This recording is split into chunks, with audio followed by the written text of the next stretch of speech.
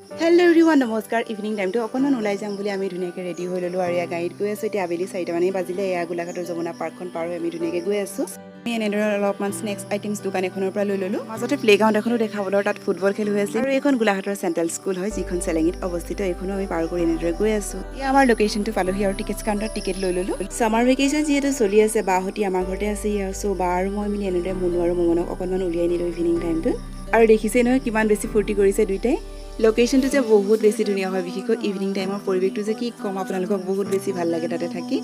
বিশেষকৈ তাৰ কাষতে লাগি থকা বিলখন সেউজীয়াবোৰ আৰু চৰাই চিৰিকটিবোৰে সঁচাই আমাক বহুত বেছি আপ্লুত কৰিলে আৰু এইখন হৈছে এখন কাঠৰ দলং যিখনে বিলখনৰ সৌন্দৰ্য আৰু অধিক বৃদ্ধি কৰি দিছে আৰু আমি লৈ যোৱা স্নেক্স আইটেমছখিনি তাতে ধুনীয়াকৈ বহি মেলি খালোঁ আৰু গোটেই ইভিনিংটো আমি ধুনীয়াকৈ এনজয় কৰিলোঁ আৰু যিহেতু সন্ধিয়াও নামি আহিব হ'ল আমি ঘৰলৈ বুলি ওলাই আহিলোঁ আৰু এটা খুব ধুনীয়া ইভিনিং আমি ধুনীয়াকৈ তাতে স্পেণ্ড কৰিলোঁ